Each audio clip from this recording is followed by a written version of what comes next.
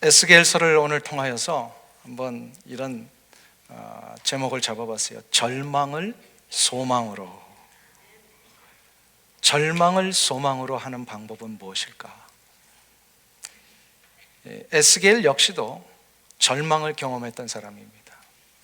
자신의 민족이 포로로 잡혀갈 때에 에스겔 선지자도 함께 포로로 잡혀가서 그 땅에서 정말 동일한 고통과 아픔을 경험했던 그런 선지자였는데, 이 그발 강가에 어느 날 정말로 힘이 들어서 절망 가운데 있었던 이 에스겔 선지자를 하나님이 찾아오셔가지고요, 그를 한 골짜기로 데리고 가셨습니다. 골짜기로 데리고 가셨는데, 그 골짜기에는 환상 가운데 일어난 일입니다. 골짜기에 아주 마른 뼈 조각들이 그냥 꽉 가득 차 있는 거예요. 사방팔방이 온통 뼈 조각으로 널려 있는 이 상황을 보게 하신 이유가 있습니다. 그게 바로 뭐냐면, 현재 이스라엘 백성들의 영적인 상태가 이와 같다라는 걸 가르쳐 주신 거예요. 하나님께서 지금 이스라엘을 어떻게 보고 계시는지를 지금 이제 그 마음을 에스겔 선지자에게 전달하신 후에 이 뼈들이 다시금 살아 하나님의 거룩한 군대가 되는 놀라운 환상의 기적을 보여주셨습니다. 순식간에 절망이요, 고통이요, 죽음의 현장이었던 이 골짜기의 뼈들이 하나님의 놀라운 기적 가운데 새로운 소망과 생명과 기쁨의 현장으로 바뀌게 되었다. 이것은 뭐냐면요, 우리의 삶 가운데도 절망과 탄식의 울음소리가 결국은 하나님이 개입하시면 다시금 기쁨과 감사의 찬송의 소리가 일어나게 될 수 있다는 거예요. 아멘. 이런 기적을 여러분들 삶에서 체험하기를 원하십니까? 예, 아멘 하신 분들에게만 이런 기적이 일어나시고, 안 하신 분들에게도 일어나시길 바랍니다. 이런 기적이 일어나야 돼요. 우리 삶이 다 이렇게 좋은 길만 갈 수 없으니까 아픔이 있고요, 또 인생의 장애물들이 있잖아요. 그럴 때마다 이것을 정말로 절망의 상태를 다시 한번 소망의 상태로 바꾸는 이 놀라운 기적, 이거 바로 마른 뼈가 다시 살아나는 기적이다.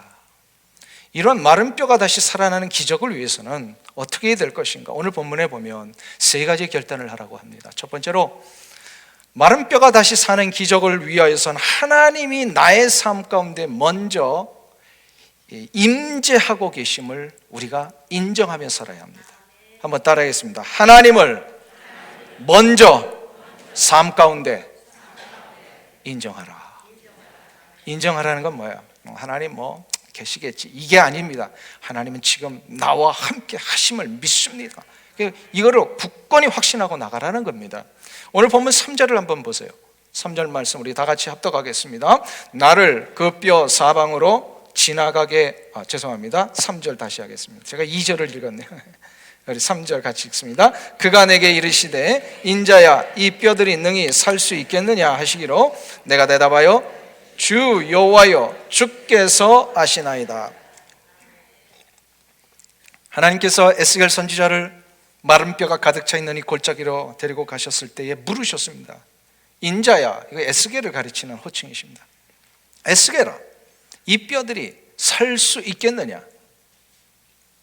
능히 살겠느냐? 이렇게 물어보셨어요. 능히 살 수 있겠느냐? 이때의 에스겔의 대답이 뭐죠? 주여, 주께서 아시나이다. 이거는 무슨 대답일까요? 주께서 아신다라고 하는 것은, 나는 이런 어려운 거 잘 모릅니다, 어떻게 내가 이런 걸 알겠습니까? 이런 대답일까요? 그게 아니에요. 지금 그 하나님이 에스겔의 지금 신앙적인 점검을 하고 계시는 거예요. 이거 능히 살 수 있겠느냐 했을 때는 이 사는 능력이 어디서 나오겠느냐라고 하는 질문이셨습니다. 이때 에스겔이 그걸 알았죠. 그래서 하나님, 나는 모릅니다, 내가 어찌 알 수 있겠습니까? 라고 하는 대답은 나의 능력과 나의 지식과 나의 어떤 무슨 경력과 경험 속에서 이런 일이 일어날 수 있는 것은 절대로 불가능합니다, 하나님. 그러나 하나님이 아신다라고 하는 것은 하나님의 능력 속에 나오면 이 일은 일어날 줄 믿습니다, 그 뜻이에요. 그러니까 믿음의 고백입니다, 실은. 즉 하나님의 능력을 인정하는 대답을 하나님은 지금 에스겔을 통하여 기다리셨던 거예요. 하나님을 인정한다라고 하는 것은 하나님의 능력을 인정하는 것을 얘기를 합니다. 우리의 삶 가운데 매 순간마다 내가 과연 하나님의 임재가 있으시면 내가 능히, 나는 할 수 없지만 놀라운 일들이 일어날 것을 나는 믿습니다라고 하는 이 확신이 있느냐? 여러분들 있으세요? 아멘? 근데 왜 이렇게 다 풀이 죽어 계셔? 다 일어나는데 어떤 어려움이 와도요, 딱 얼굴 보면 그거 막 나타나요. 지난주에는 방긋방긋 했는데 이번 주에는 그냥 인상을 쓰고 들어오시는 분도 있고요. 이게 앉아있으면요, 저는 다른 은사는 없는데 이렇게 얼굴 보면 그분이 상태가 좋은지 안 좋은지 이게 조금 나타나더라고요. 뭐 이렇게 보고 그런 건 아닙니다. 오해하지 마세요. 그분이 뭐 죄를 지었는지 이런 거 뭐 투시 은사 있는 게 아니라 얼굴 보면 저분이 상태가 참 좋으시구나. 근데 저분 뭔가 지금 힘드시구나. 이 설교할 때 그게 확 얻어가지고요. 그래서 제가 얼굴 방긋방긋한 분들만 보는 거예요, 지금. 네, 자꾸 방긋방긋한 분. 사도행전 3장에 보면 베드로와 요한이 제9시 이제 기도하기 위하여 성전을 올라가는 장면이 나옵니다. 그때에 성전을 올라가는데 성전 미문에, 이 미문에 앉아 있었던 구걸하던 안진뱅이를 보게 됩니다. 이 안진뱅이를 만났을 때에 아주 정확하게 베드로가 그를 주목하여 보았다. 이렇게 해서. 그러니까 뭘 보았을까요? 그가 얼마나 힘들면 저렇게 구걸할까? 그게 아니라 그의 영적인 상태를 본 거예요. 저의 영혼이 살기 위해서는 어떻게 될 것인가를 본 겁니다. 그래서 그가 뭐라고 선포를 하죠? 이렇게 나에게 좀 돈을 달라고 하는 베드로에게 네가 원하는 돈은 줄 수 없지만, 은과금은 내게 없지만 내게 있는 것으로 너에게 주노니 곧 나사렛 예수 그리스도의 이름으로 일어나 걸으라. 할렐루야. 나사렛 예수 그리스도의 이름으로 일어나 걸으라라는 것은 두 가지 의미입니다. 이미 나의 모든 능력과 내가 세상적으로 가질 수 있는 은과 금은 없지만 내게 있는 유일한 능력은 예수 그리스도의 이름의 능력이라는 거예요. 이건 두 가지 의미인데요, 그러니까 내가 무엇을 하든지 간에 예수 그리스도의 이름의 능력으로 너에게 다가갈 것이고, 너 역시도 예수 그리스도의 이름의 능력을 붙들면 넌 일어날 것이다. 이 얘기를 하는 거예요. 이게 두 가지를 얘기를 하는 거예요. 이것을 전하는 자도 예수 그리스도의 능력, 받는 자도 예수 그리스도의 능력. 그러니까는 전하는 자의 능력과 개인적인 모든 게 다 배제되고, 받는 자도 개인적인 무슨 어떤 백그라운드 이게 다 배제되고, 오직 누구만이 그 안에 계시는 거예요? 예수 그리스도의 능력, 전능하신 하나님의 능력만이 이 모든 관계들을 일으키고 그 상황을 다시 한번 회복시킬 수 있다라는. 아멘. 그러니까 안진뱅이를 향하여서 지금 내가 가지고 있는 건 아무것도 없지만 내게 있는 예수 그리스도의 그 이름의 능력, 이름의 능력은 예수님의 능력을 얘기를 합니다. 이거를 너에게 주겠다 할 때 그 안진뱅이가 일어났죠. 어떻게 이런 고백을 할 수 있었느냐 이 말이에요. 베드로가 불과 얼마 전까지만 해도 비겁하게 도망가던 자 아닙니까? 어떻게 이런 능력이 나타날 수 있는가? 두 가지 경험을 그가 예수님의 부활 승천 이후에 떠올렸기 때문입니다. 첫 번째는 예수님의 공생의 초기 때 베드로가 밤이 맞도록 고기를 갈릴리 해변에서 잡고 있는데 잡지를 못해서 한 마리도. 이때에 베드로에게 주님이 찾아오셔서 이 말씀을 하십니다. 베드로야, 깊은 데로 가서 그물을 던져라. 이거는 무슨 얘기입니까? 베드로의 입장에서 보면은요, 지금 밤이 맞도록 그물을 던졌어요. 베드로가 어부로서는 프로페셔널입니다. 그는 뭐 어디에 그물을 던져야 고기가 잡히는지를 훤히 그걸 알고 있었던 사람입니다. 그런데 예수님이 오셔서 깊은 데 가서 그물 던져라. 아니 예수님, 지금 내가 해봤습니다. 안 됩니다 라고 할 수 있는 마음이 일어났지만 그가 어떻게 했다고 그랬어요? 어떻게 해서 그물을 던졌습니까? 말씀을 의지해서. 그러니까 예수님을 의지해서, 예수님이 하신 말씀이니까 예수님을 의지해서 그물을 던졌다라는 것입니다. 그때 어떻게 됐죠? 그물이 찢어질 정도로 고기를 잡았습니다. 이게 첫 번째 경험이었어요. 근데 똑같은 경험을 예수님의 공생에 끝나신 후에 또 하죠. 예수님이 십자가에 돌아가신 후 부활하셨을 때입니다. 베드로가 풀이 죽어가지고 이제는 우린 다 끝났구나 하면서 갈릴리로 돌아가서 옛날 어부의 생활을 하고 있었습니다. 그날도 고기를 잡지를 못했어요. 이때 부활하신 주님이 베드로에게 찾아오셔가지고 뭐라고 얘기를 하십니까? 똑같은 얘기를 하셨죠. 그 3년 전. 베드로야, 그물을 그때는 깊은 데인데 이번에는 오른편으로 던져라. 베드로가 이 이야기를 들었을 때 누가 프로페셔널이라고요? 고기 잡는 데 있어서는 자기 자신이 프로페셔널이라고 분명히 생각을 했었을 거예요. 그런데 그가 그때 어떻게 했어요? 다시금 예수님의 말씀에 순종을 합니다. 한번 보세요. 오른편, 그러니까 왼편에서 고기가 안 잡혔는데 왼편에서 고기를 던진다고 잡히겠습니까? 그물을 던진다고. 근데 말씀에 순종해서 던졌더니 몇 마리가 잡혔어요? 153마리, 153마리. 이거는 무슨 얘기죠? 베드로가 가지고 있던 모든 경험, 경력, 그의 지식, 이것이 어쩌면 그것은 자기 평생에 가지고 있었던 가장 자신 있는 부분일 수도 있습니다. 근데 이것이요, 하나님의 능력 앞에는 아무것도 아니었다라는 것을 그가 이 두 번의 경험을 통해 깨달은 거예요. 근데 깨달았는데 그게 즉시 그의 능력 속에 그 능력이 막 삶에서 붙들어지고 막 프랙티스가 된 게 아니에요. 이걸 알고 있었지만 전혀 그 능력을 붙들지 못하다가 예수님이 승천하시고 나서 오순절 성령 강림의 역사가 일어나고 나니까, 성령을 받고 나니까 이게 이제 자신의 삶 속에서 막 드러나기를 시작을 하는 거예요. 성령은 무슨 영이시죠? 깨닫게 해주시는 지혜의 영이에요. 그러니까 그 옛날에 예수님을 통하여 경험했던 그 놀라운 하나님의 능력 앞에는 나의 모든 경험과 지식이 아무것도 아니었구나, 하나님의 능력을 붙드는 자만이 이런 기적을 경험할 수 있구나, 이거를 3년 전에 또 좀 오래전에 경험을 했는데 이거를 그대로 붙들고 사는 건 성령 강림 사건 이후에 일어난 거예요. 그러니까 기적을 아무리 체험해도 옛날로 돌아가는 이유가 여기에 있어요. 기적을 아무리 체험해도 옛날 방식으로 다 돌아가요. 왜요? 성령의 강력한 인도하심을 받지 못하면 그렇게 된다는 것입니다. 사도 베드로가 성령 충만함을 받아서 이제 막 기적을 베풀며 하나님의 귀한 복음의 역사를 이루며 나갈 때에 그날 미문에 앉아있던 안진뱅이를 보고서 그때는 다시금은 자신의 지식이나 자신의 경력을 의지하지 않냐고, 내게 있는 것은 유일한 예수 그리스도의 이름의 능력뿐이다. 자기가 배제되고 예수 그리스도의 이름의 능력이 전파되니까 그걸 받는 자도 예수 그리스도의 이름의 능력으로 받을 때 기적이 일어납니다. 할렐루야. 삶의 기적은요, 내 능력이 아니라 하나님의 능력을 붙들 때 일어납니다. 그러니까 기적을 경험하려면요, 나의 경력과 나의 지식이 내려놓아져야 합니다.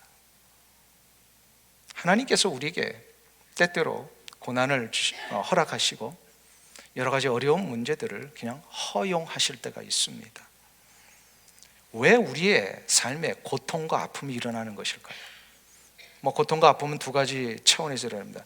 이 죄의 결과로 인하여서 오는 고통이 있고요, 또 우리를 시험하기 위해서 하나님이 허락하시는 고통이 있습니다. 자, 그러면 이 두 번째를 우리가 좀 얘기를 해보겠습니다. 왜 하나님은 우리에게 이런 고통을 허락하실까요? 이런 예를 들 수 있습니다. 학생이 학생 시절에 제일로 하기 싫은 게 뭐죠? 시험 보는 겁니다. 왜 그럴까요? 이 시험 보려면 굉장히 힘들어요. 근데 시험은 꼭 봐야 돼요, 안 봐도 돼요? 왜 봐야 됩니까? 그 두 가지 목적이 있어요. 그거는 지금 현재 그 학생의 학문적인 수준이 어떤지를 선생님이 가르쳐 줘야 되는 시점이 온 거예요. 그리고 두 번째로는 학생의 입장에서도 스스로 그걸 점검받아야 돼요. 그러니까 시험이 없으면 학생이 학문적으로 어떤 수준에 있는지를 알 길이 없습니다. 마찬가지로 하나님께서 우리의 삶에 고통이나 아픔과 같은 이런 시련을 허락하시는 이유가 있어요. 골탕 먹이시려고 하는 게 아니라 그거를 알아야만, 하나님이 그것을 가르쳐 주셔야만 우리가 지금 나의 신앙의 상태가 어떤지를 알 수가 있는 거예요.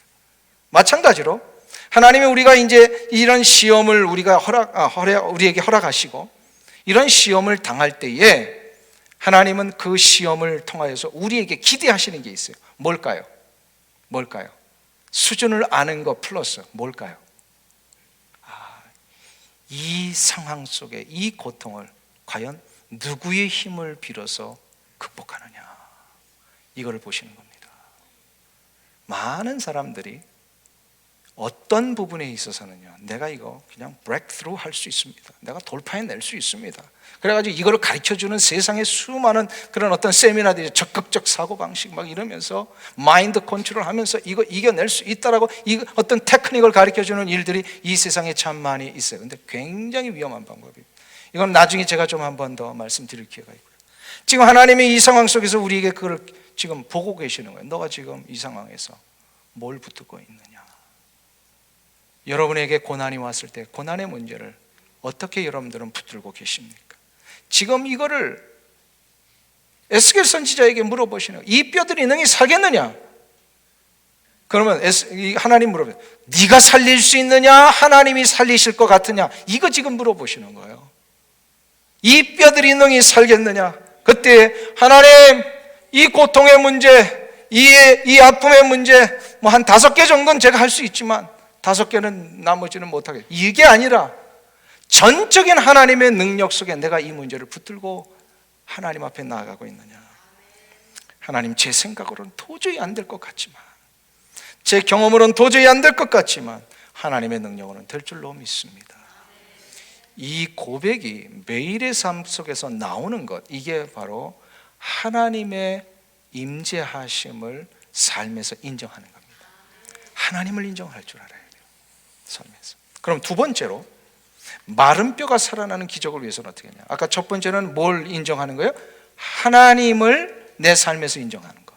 그럼 두 번째로는 그의 영혼과 그의 모든 삶의 현장에 말씀의 역사가 들어가야 합니다. 말씀의 역사가 들어가야만 그가 살아납니다. 오늘 7절부터 10절까지를 넉절인데요, 한 절씩 저하고 다시 한번 교독하시면 좋겠습니다. 본문을 우리 다시 한번 교독하겠습니다. 이에 내가 명령을 따라 대언하니 대언할 때 소리가 나고 움직이며 이 뼈 저 뼈가 들어맞아 뼈들이 서로 연결되더라.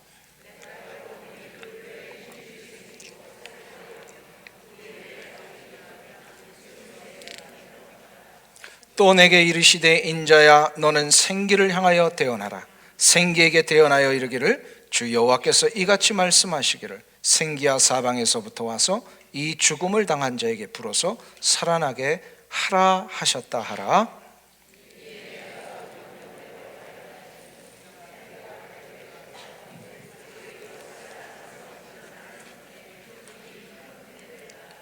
마지막에 어떻게 됐다고요? 큰 군대가 되었다.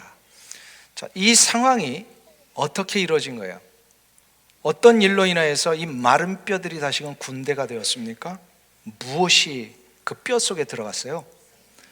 생기가 들어가는데 그 생기를 선포하고 그 생기가 들어가게 하신 주체가 누구세요? 하나님의 말씀입니다. 말씀이 들어간 거예요.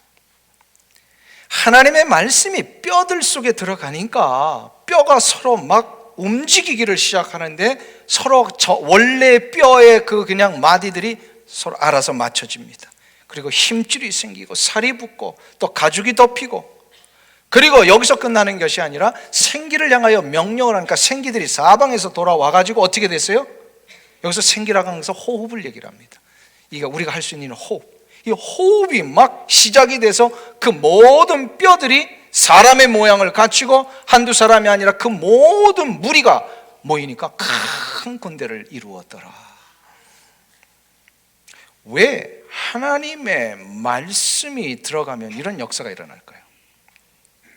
왜 하나님의 말씀이 들어가면 마른 뼈들이 살아나는 그 기적이 일어날까요?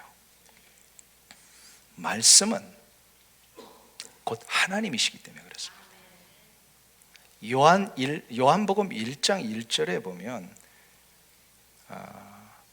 하나님이 태초에 말씀이 계시니라 라고 하고 선포케 하신 다음에 이 말씀은 곧 누구시라고 하셨어요? 하나님이시네요. 말씀이 곧 하나님이십니다.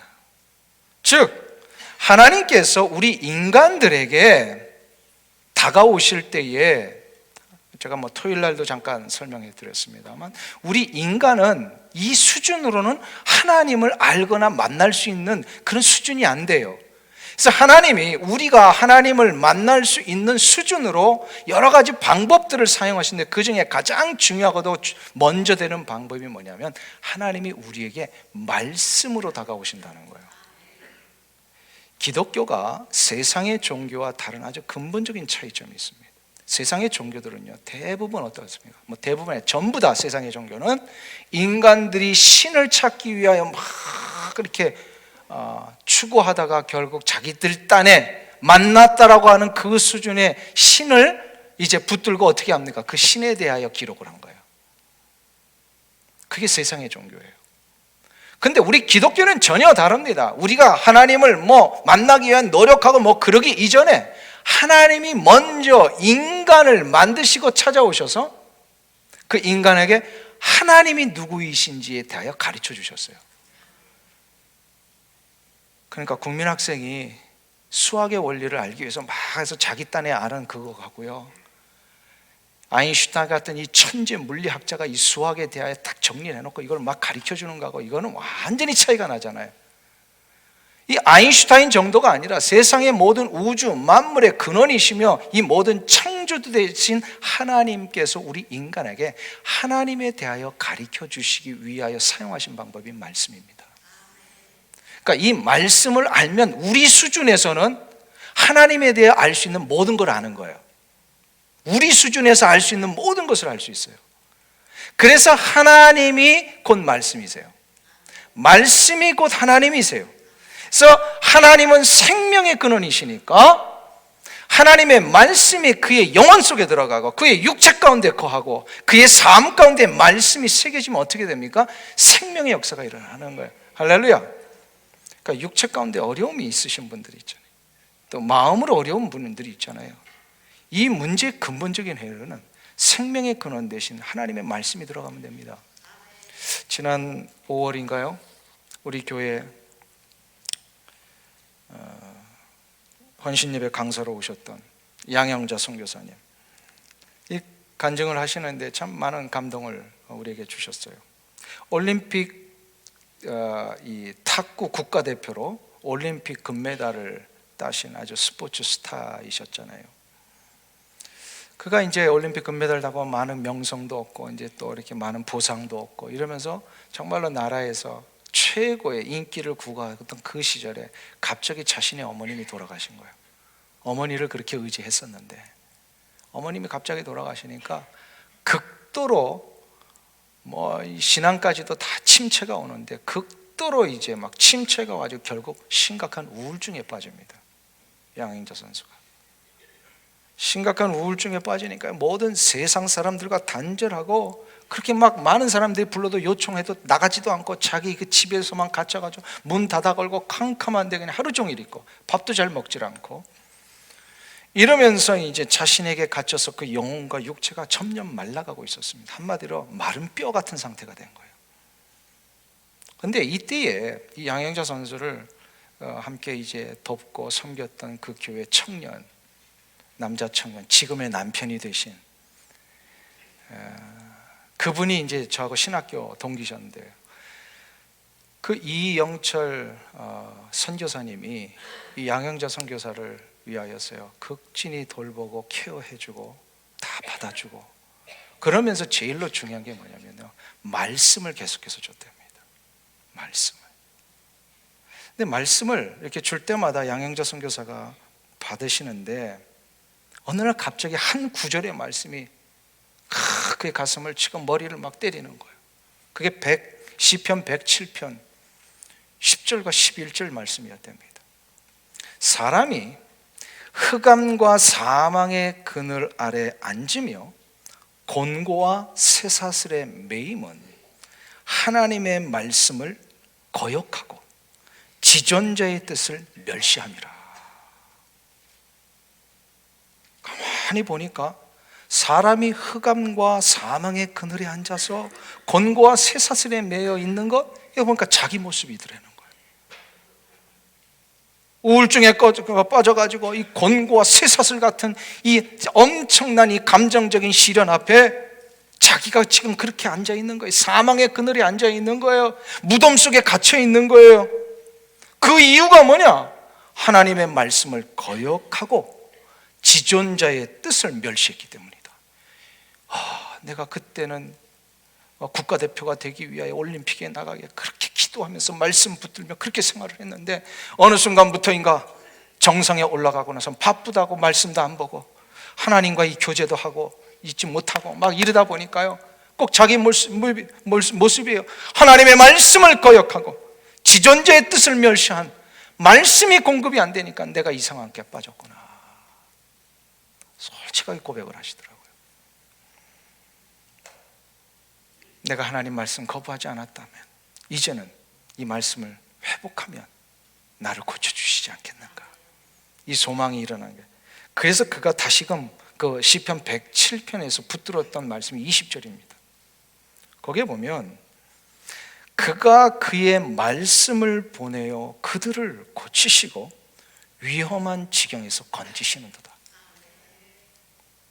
하나님이 나에게 말씀을 보내주셨을 때 그 말씀을 받는 자는 어떻게 한다고요?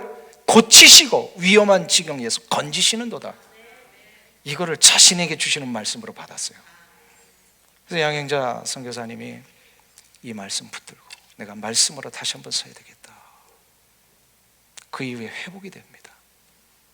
그리고 자기같이 이렇게 절망과 아픔 가운데 있는 자들을 회복시키기 위해서 막 동분서주하며 다니는데 중요한 게 말씀을 주는 거잖아요. 말씀을 주면 저들이 일어나는데, 그래가지고 그분이 이제 결국은 선교사로 헌신했어서 남편과 함께 몽골 선교사로 그렇게 헌신하게 되신 거예요. 우리의 인생은요, 하나님의 말씀을 먹어야 삽니다. 말씀을 거부하며 사는 것은요, 바로 육체가 음식을 거부하는 것과 똑같습니다. 육체가 음식을 먹어야 살듯이 우리의 영혼은요, 말씀을 먹어야 삽니다. 그런데 매일 먹어야 합니다. 근데 이 말씀의 음식을요, 1년에 한 번씩 먹는 분이 있어요. 그럼 어떻게 될까요? 그냥 1년 내내 굶고 사는 거예요. 그러니까 핍절해지죠. 1년에 한 번, 연초에만 이렇게 한 3일 동안 딱 말씀 먹고 안 드시는 분들이 많을까요, 적을까요? 우리 교회는 없고요. 우리 교회는 없고. 말씀은요, 영혼의 양식이에요. 한번 생각해 보세요. 말씀을 안 먹는 것은요, 음식 안 먹는 거하고 똑같은 거예요. 안 먹으면 어떻게 됩니까? 죽는 거예요. 사망의 그늘에 앉아서 무덤에 갇혀가지고 생활하는 마른 뼈와 같은 모습이 된다는 겁니다. 근데 하나님이 우리에게 이 모든 모습들을 극복할 수 있는 방법을 주셨잖아요. 뭐라고요? 말씀을 우리의 영혼 속에 새기고 우리의 삶 가운데 말씀을 붙들고 살면 그 영혼은 삽니다. 육체가 회복이 됩니다. 그의 삶은 다시금 소성케 됩니다. 그래서 다윗이 이것을 알았기에 뭐라고 고백을 합니까? 시편 19편 7절과 8절에서 여호와의 율법은 완전하여 영혼을 소성케 하고. 아멘. 영혼을 소성케 한다는 것은 무슨 뜻이냐면요, 슈브라고 하는 어려운 단어를 써서 이게 뭐냐면 원래대로 되돌려 놓는다는 거예요. 원래대로는 어떤 상태예요? 하나님이 우리를 창조하셨을 때 상태. 그러니까 우리 육체가 원래 창조함을 받았을 때는 다 질서가 있어서 아프지도 않고 이 고통이나 이 절망이나 두려움이 없었는데, 죄 때문에 내가 하나님의 양식을 먹지 않고 나니까 자꾸 병이 들고 아파지고 영혼도 아프고 육체도 아프고 삶도 아프고. 그런데 여호와의 율법은 완전하여, 믿으십니까? 하나님의 말씀은 완전하십니다. 그래서 이 말씀이 우리의 영혼 속에 들어오면 우리의 영혼을 어떻게 하면요, 소성케 한다. 레스토레이션입니다. 원래대로 다시 세우고요, 원래의 상태로 되돌리는 것. 하나님의 말씀만이 마른 뼈가 살아나는 기적을 이루실 수 있습니다. 아멘. 이 은혜가 여러분들 가운데 일어나시길 축원합니다. 마지막 세 번째로, 마른 뼈가 사는 기적은요, 하나님이 누구이신지를 제대로 아는 자에게 일어납니다. 한번 따겠습니다. 하나님을 제대로 알 때에 마른 뼈가 살아난다. 믿으십니까? 하나님을 제대로 안다. 지금 에스겔 선지자하고 모든 이스라엘 백성들, 하나님이 지금 누구이신지를 하나님이 직접 가르쳐 주십니다. 12절을 한번 보세요. 12절 말씀, 우리 다 같이 합독합니다. 그러므로 너는 대언하여 그들에게 이르기를, 주 여호와께서 이같이 말씀하시기를, 내 백성들아, 내가 너희 무덤을 열고 너희로 거기에서 나오게 하고 이스라엘 땅으로 들어가게 하리라. 아멘. 하나님이 지금 에스겔과 이스라엘 백성들 어떻게 하시겠다고 약속하셨어요? 내가, 내 백성들아, 내가 너희 무엇을 열고요? 무덤을 열고. 지금 무덤 속에 갇혀있는 마른 뼈 같은 이 상태에서 무덤을 열어버리시겠다. 너희로 거기에서 나오게 하고 이스라엘 땅으로 들어가게 하리라. 할렐루야. 이 말씀 믿으세요? 무덤을 열 수 있는 분은 하나님이십니다. 우리 인간은 이 무덤에 갇히면요, 나올 수가 없어요. 그런데 이것을 열어놓으시고 거기서 꺼내주실 수 있는 유일한 분이 전능하신 하나님이시다. 무덤과 같이 절망과 탄식의 땅이었던 이 바벨론에서부터 이 바벨론이라는 무덤의 문을 여시고 저들을 나오게 하셔서 저들을 이스라엘로 다시금 돌아가게 하시는 이 일을 70년 후에 이루셨습니다. 하나님. 그리고 이 약속을 그 이후에 그 포로로 잡혀갔던 이스라엘 백성들만이 아니라 그 이후에 이스라엘 백성들의 자손들에게도 이 약속이 계속 유효함을 가르쳐 주시기 위하여서요, 600년 후에 인간의 역사 가운데 하나님이 직접 찾아오셨습니다. 하나님이 직접 인간이 되셔서 예수 그리스도로 오셨습니다. 예수 그리스도께서는 우리의 절망과 탄식과 죽음을 대신해서 십자가에 달려 돌아가시고 3일 만에 무덤의 문을 여셨습니다. 할렐루야. 이 에스겔 선지자를 통하여 선포된 이 말씀은 이스라엘 백성들에게만 주시는 약속이었는데 600년 후에 예수 그리스도를 나의 구원자로 영접한 모든 하나님의 백성들에게는 이제 이 모든 약속이 다 열려져 있습니다. 그래서 우리 역시도 이 약속을 믿으면 내가 하나님의 자녀인 이상 우리의 무덤이 열려지고 예루살렘으로, 이스라엘로 돌아가게 해주실 것입니다. 우리의 이스라엘이 어디입니까? 하나님이 정해놓으신 축복의 땅입니다. 나는 육적 이스라엘만을 얘기를 하는 게 아니에요. 영적 이스라엘을 얘기를 하는 거예요. 내가 너희 무덤을 열고 너희로 거기서 나오게 하고 이스라엘 땅으로 돌아가게 하리라. 여러분의 무덤은 지금 어디입니까? 내 육체의 아픔과 연약함, 마음의 근심, 어릴 적부터 가졌던 상처, 누군가를 만나기만 하면 솟아나오는 분노, 미움, 어떤 상황만 가면 그 열등감 때문에 헤어나오지 못하는 나의 아픔들, 어떤 분에게는 이민자로 살면서 계속해서 끊임없이 다가오는 어떤 관계의 아픔이나 물질의 어려움일 수도 있습니다. 다 무덤이에요. 이 무덤을 하나님이 어떻게 하시겠다고요? 직접 여셔서 꺼내셔가지고 예루살렘으로 들어가게 해주시겠다. 믿으십니까? 이 약속을 붙드는 자에게 해주시는 거예요. 빌리그레암 목사님 살아생전에 전도 집회를 다닐 때마다 함께 사역을 했던 여자 성악가가 한 분이 있으셨습니다. 이분이 한국인이에요. 근데 이름은 이제 미국으로 귀화해가지고요, 미국 이름인데 킴 웍스라고 하는 한국 분이십니다. 이분은 시각장애인이셨어요. 한국 전쟁 때 이 전쟁으로 인하여서 실명을 했습니다. 사고로. 그래서 이제 고아원에서 자랐는데, 그러니까 어린 시절에 어떤 미군 중사의 도움으로요, 미국에 올 수 있는 기회를 얻었습니다. 그래서 이제 입양이 돼가지고요, 미국 생활을 하다가 결국 그 입양한 가족들이 정말 극진히 보살폈던 것 같아요.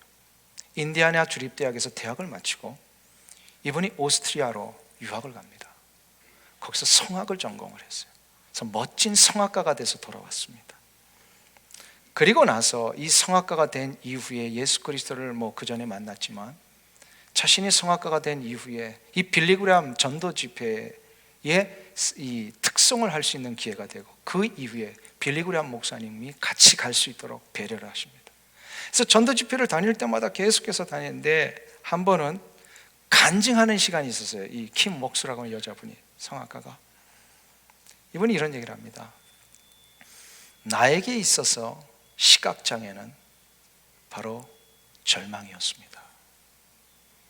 그러니까 절망이라는 건 뭐예요? 무덤에 갇혀 있는 거예요. 어느 누구도 그 당시에 그 6.25 이후에 시각장애를 갖고 있으면 뭐예요? 사람 취급 안 했잖아요. 배려가 없었어요. 그래서 이제 그 어린 마음에 상처와 아픔이 있었던 것 같아요. 나에게 있어서 시각장애는 무덤이었습니다. 그런데 이 무덤에서 나를 꺼내주신 분이 계셨습니다. 그분은 바로 예수 그리스도이셨습니다. 미군 중사를 통하여서 미국에 오게 하고, 미국에 와서 예수 그리스도를 만나고, 예수 그리스도 때문에 비록 육체적으로는 눈이 가려서 앞을 못 보지만 예수님 때문에 자기의 영안이 열려서 빛을 보는 삶을 살게 되었더라. 할렐루야. 이게 바로 무덤이 열리는 축복입니다. 그녀의 삶은요, 무덤 속에 갇혔을 때는 정말로 절망과 탄식이었는데요, 무덤이 열려지고 그를 무덤에서 꺼내어 주시니까 그가 밟는 모든 곳마다 예루살렘이 되었습니다. 할렐루야. 사랑하는 성도님 여러분, 여러분의 상황 속에 아픔과 절망과 탄식의 현장을 하나님은 분명히 찾아오셔서 열어 제치시고 여러분을 꺼내어 주실 것입니다. 약속을 믿으면 됩니다. 그리고 여러분을 앞으로 남은 생에 계속해서 예루살렘에서 하나님의 보장해 놓으신 이 축복의 역사를 누리며 살게 해 주실 것입니다. 이거를 경험하는 자가 바로 마른 뼈가 살아나는 기적을 경험할 것입니다. 이 은혜가 여러분들 가운데 일어나시길 주의 이름으로 축원합니다. 기도하겠습니다. 전능하신 하나님, 자비하신 우리 주님, 나 같은 인생을 찾아오셔서 말씀을 주시고 일으키시고 무덤을 젖히셔서 나로 하여금 꺼내어 예루살렘에 거하며 놀라운 보장된 축복을 누리며 살게 해 주시니 감사를 드립니다. 하나님, 이 놀라운 축복이 나에게 보장되어 있음을 끝까지 붙들며 놓치지 않고 살게 하여 주시옵소서. 그리하여 내가 주님 앞에 부름받는 그날까지 이 놀라운 참된 생명과 기쁨과 감사의 축복을 누리며 나의 입에서 하나님의 영광을 위해 나의 마음속에서 우러나오는 귀한 찬송이 울려 퍼지는 내 남은 생애가 되도록 축복하여 주시옵소서.